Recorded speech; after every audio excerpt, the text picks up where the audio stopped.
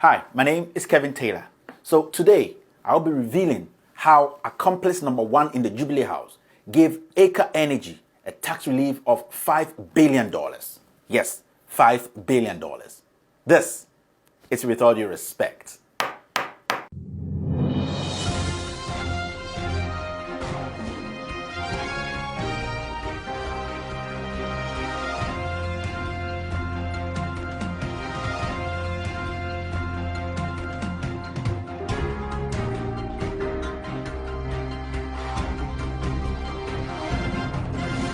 So with all due respect, last week we saw how the minority in parliament, that is the NDC, raised issues about some oil companies and how they are indirectly milking the nation because some individuals in government today have decided to help them achieve that aim.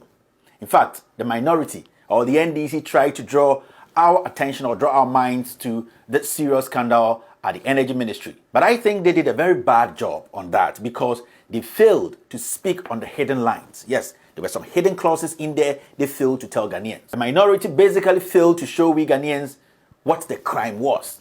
Today I'm going to show documents and facts to prove how some group of men in this government are milking the nation through sketchy oil deals.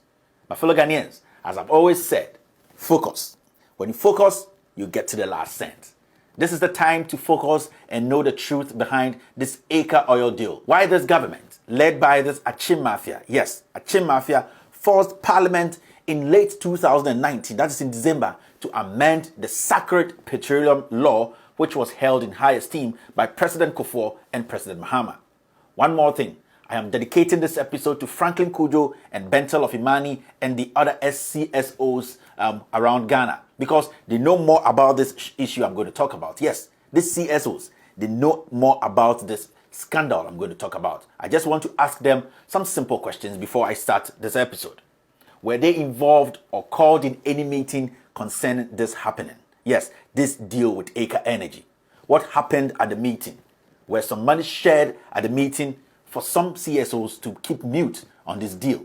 These are just questions, and I hope they will come out bold and answer these questions. These are just questions, my fellow Ghanaians, and I ask them because I have evidence. I have evidence to prove that. Now, thank you very much. Now, let's go to the scandal of the day. You know, Hess Ghana Limited, HESS Ghana Limited, entered into a petroleum agreement with the Republic of Ghana in February 2006 for the exploration, development and production of petroleum resources in the Deepwater Tunnel Cape 3 Points block. Yes, that was in 2006.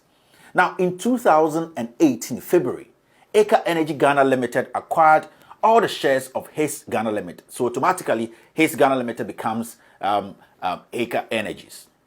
Following the declaration of the commerciality after drilling appraisal wells, Aker Energy submitted its plan of development. In oil terms, they call it the POD for its oiled Pecan field to Ministry of Petroleum for approval in March 2019. Yes, they put their POD together and submitted it in March 2019. That is last year.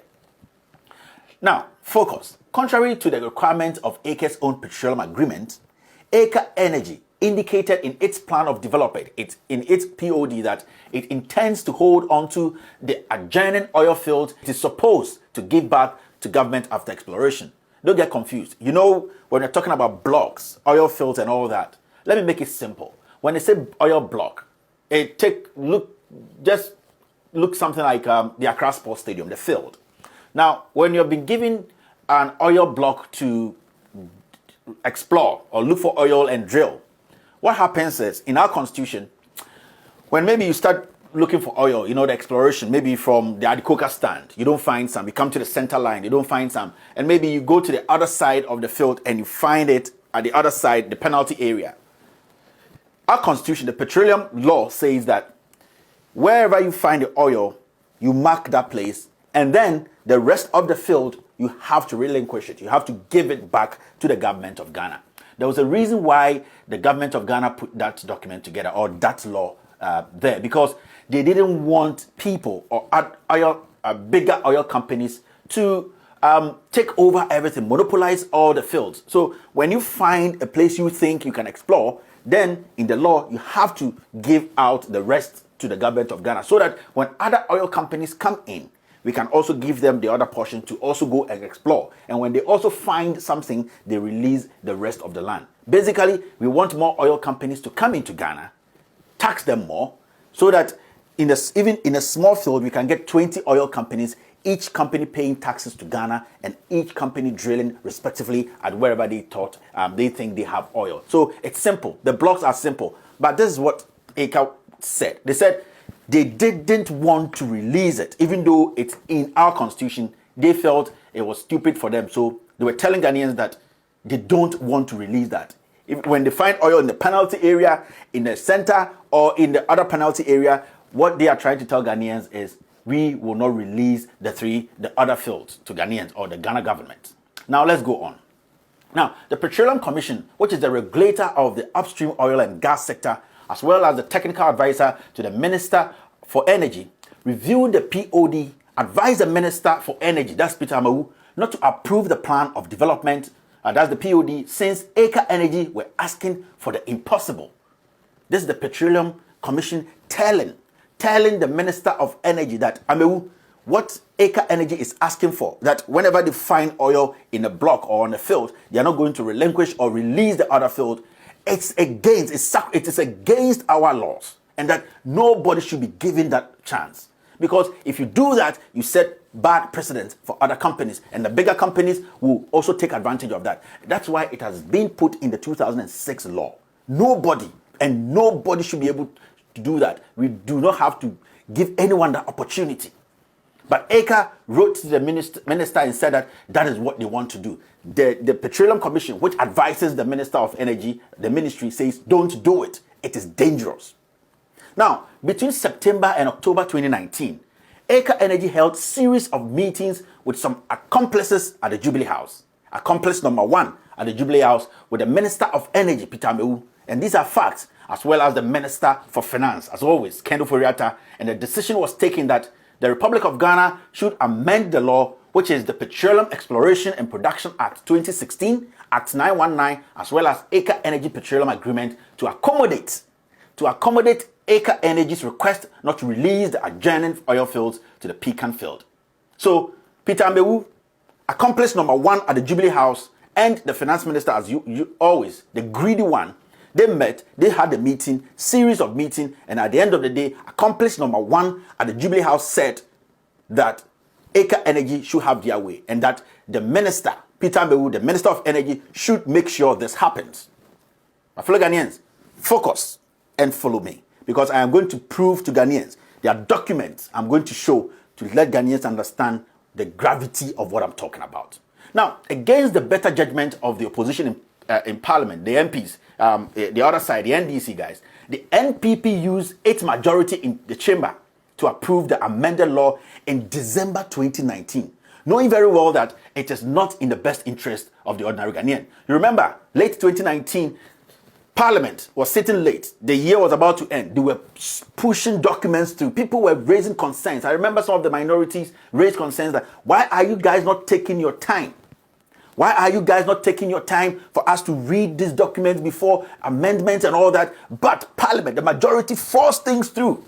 Accomplice number 1 in the Jubilee House made sure that the Minister of Energy, the Finance Minister, put together the majority to push things through. So this was amended in 2019, late 2019. In fact, I made some of my guys I work with contact or interview some of these MPs, especially those from the majority. They said they didn't even understand the amendment. They just had to push it because, man, it's politics. They had to push it. And I felt this was so shameful. And what they did that day, 2019 December, has, in fact, given our oil, majority of our oil, to some individuals. And I'll prove that at the end of the day. My fellow Ghanaians, focus. Now, let's move on. Now, I'm going to explain the implications of that amendment before we move forward with the scandal. The implication of the NPP government decision to amend the law is that it denies potential investors the opportunity to get oil blocks for exploration. Companies like Springfield, Amni International, Heritage, and etc. all acquire oil blocks that were released by big oil companies like Tulu, Cosmos, Eni, and the likes. So you can see Tulu, Cosmos, and the rest, when they do the exploration and they find oil what they do is they relinquish, they release the rest of the land to the Republic of Ghana because it's in the law. You can't take the rest. Wherever you find, you plot it, you fence it, then you mine or you drill there. You don't keep the rest of the block. It is easy because small companies too can get access to this small lands, and also Ghana is going to make a lot of money because we are going to charge every single company that drills on this land. So in one field where we have Tulu, whatever, when they are all drilling respectively in their respective holes, the government of Ghana makes so much money. The government of Ghana makes so much taxes. We make a lot because one small field like the Accra Sports Stadium, we can put 20 companies on because each of them did their respective exploration and they found their spots, they have fenced it, and they're moving on. But if you say that Tulu is big, they found oil at the penalty area, and that they are not going to release the rest, it goes against the government of Ghana. It goes against we the people. And that is why the laws were put there in 2006. But today, some people in the Jubilee House, especially accomplice number one, made sure that Aker had their way. Let's go on. Now, another danger with this new law is that it sets a bad precedent for companies who already have oil blocks to follow. The question is, why did Peter Amewu refuse to heed to the technical advice of the Petroleum Commission, the PC, and the GNPC? Why did Peter Amewu do that? Our source in the Jubilee House, and I'm going to repeat this again, our source in the Jubilee House, who is worried about this scandal, our source is worried, and he is still worried, told me and my team that there were exchanges of funds between Aker Energy and accomplice number one at the Jubilee House, Peter Amewu and Ken Oforiatta, and one person, Gabi Ochredako. There were exchange of funds. Some monies were paid for this to be pushed to Parliament for the amendment to be done. This is our oil. Fellow Ghanaians, I've not even come to the details yet.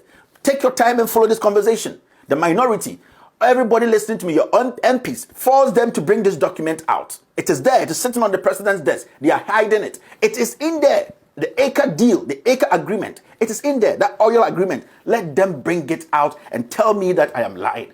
I am fighting for my people and I'm fighting for the generation which has not been born. This oil belongs to you and I. That is why I'm doing this. Now, let me show you where the crime was committed and also why this MPP government is a criminal enterprise led by this Achim greedy mafias. Now, back to the scandal. Now, in amending the law, Aker Energy sneaked in some additional requirements which will make the Republic of Ghana lose over $10 billion over the life of the field. As far as they have that field, now they have signed that contract they are using, we Ghanaians, we the people of Ghana, we will lose $10 billion. I'm lying, right? Now look at this. This is the amendment, right? The amendment to the Petroleum Agreement. Producer, can you put this there? Yeah, can you put this there? Amendment to the Petroleum Agreement among the government of the Republic of Ghana. This document, people, tell your MPs to provide this document. You want to read it. The RTI bill, we did not force that for no reason. That's why I'm the first person in the United States of America to organize a forum on RTI bill. Go and check. People sit there and they speak. We know what we are doing. We want truth to prevail. Now, this is the amendment, and I'm going to read it before I go into the amendment for people to know what they have done. And the agreement, the contract government of Ghana signed with Aker and what they have given them for free. Amendment to the Petroleum Agreement among the government of the Republic of Ghana, Ghana National Petroleum Corporation, and Aker Ghana Limited, formerly Imarada Hess Ghana Limited, in respect of Deepwater Tunnel Cape 3 Point Contract Area Offshore, Republic of Ghana, 8th February 2006. This is a public document. And the serious journalists in Ghana, the newsfile pundit, the newsfile intelligent men who don't want to follow up on issues, the newsfile robots who think that they decide the news for Ghana. Today, I'm giving you assignment. Go and bring this document and read this document to Ghanaians if you people are not working under the influence of alcohol or money. I'm telling you people, and I don't fear anybody. Now, let's get into this document. In Article 12, Article 12, you will see taxation and imports. Taxation and other imports in Article 12. In Article 12.2G, it says contractor, its subcontractors and Aker Ghana companies, shall not be subject to any payment of VAT. This is the amendment they made. in the petroleum, in our Petroleum Act. This is the amendment the MPP government, Akufo-Addo government, Ken Ofori-Atta government made. Why? I'm going to prove to you. And at the end of the day, I'll tell you the reason why they did this amendment. Article 12.2, the document is there. Parliamentarians, bring it out. Come and sit on TV and tell Ghanaians. Contractor, its subcontractors and Aker Ghana companies shall not be subject to any payment of VAT, NHIL, Get Fund levy, or similar imports on works, services, plant, equipment, or materials supplied in Ghana. Period. Finito. This Aker company is not going to pay tax on anything. Nothing.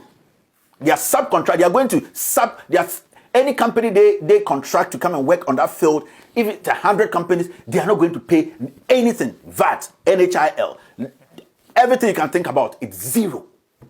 We are talking about an oil deal.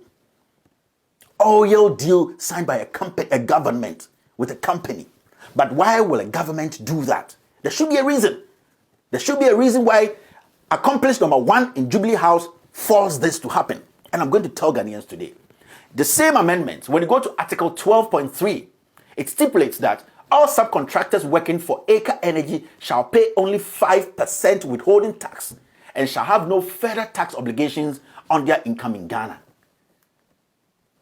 They shall pay only 5% withholding tax and shall have no further tax obligations on their income in Ghana. These people are not going to pay.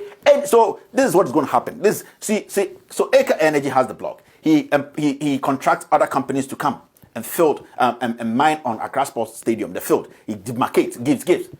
Now, what is going to happen is, if 20 companies were working on the Accra Sports Stadium individually fenced their drills, they were all going to pay taxes to Ghana individually, irrespectively. Now, Aker Energy, as the main company, will overshadow all this. Nobody knows how much it's going to take from all these people. But at the end of the day, you pay only 5% to Ghanaians. But if there were 20 companies filled individually, if Aker had released the land and other companies had come to take over and release the other land, we would have had thousands and millions of dollars.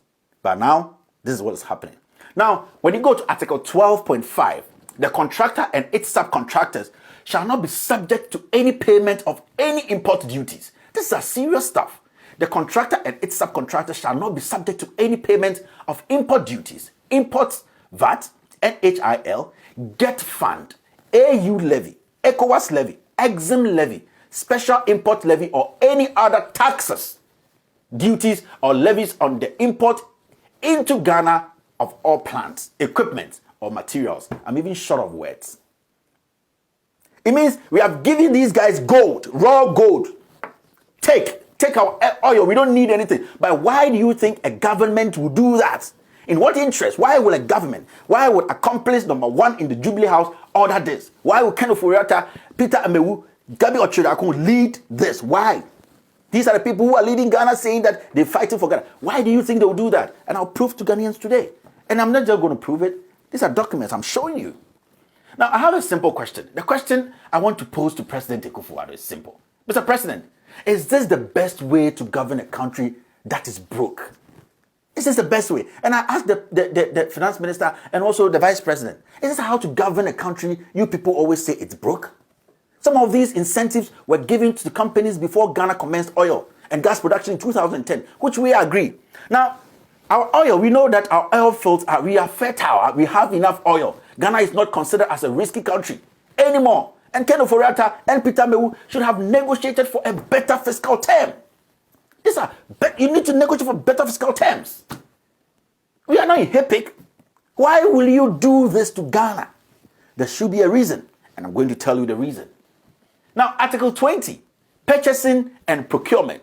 Article 20 in this same amendment, purchasing and procurement. This is what they wrote. 20.3 says the selection of suppliers and award of contracts by the contractor, Aker Energy, shall not be subject to approval by government authorities. Aker basically is the government of Ghana. Yeah, from what I'm seeing, they are basically the government of Ghana. They are throwing the shots. My fellow Ghanaians, this contradicts the Petroleum Local Content and Local Participation Regulation 2013 LI 2204. It contradicts it. Now, 20.4, in the same agreement, the Petroleum Commission and the Minister for Energy will be informed about the selection of vendors an award of contract. Now, Aker is throwing the shot. They are deciding for the government of Ghana. Aker is sounding more like the government of Ghana now. But there's a reason why Aker is sounding more like the government of Ghana. And I'll prove to you why. Now, in the same contract with Aker, 20.5, it says the contractor and its subcontractors are not liable to pay local content funds as required by Section 64 of Petroleum Exploration and Production Act 2016, Act 919. My comment is simple. This is a comment I want to make. These provisions mean that Aker Energy Ghana Limited are not obliged to comply with Ghana's local content law anymore. Yes, from what I just told you, they are not obliged to comply with the Ghana's local content law anymore. Most contracts will go to foreign companies, and Ghanaian companies will be at a disadvantage.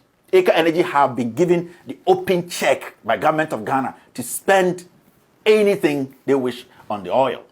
Now, the Petroleum Commission, which has the mandate to ensure efficient development and production of petroleum resources for citizens of Ghana, cannot challenge the cost and expense of Aker Energy. They can't, because now Aker is throwing the shots. They are making the decisions. They are bringing in subcontract. They don't pay anything.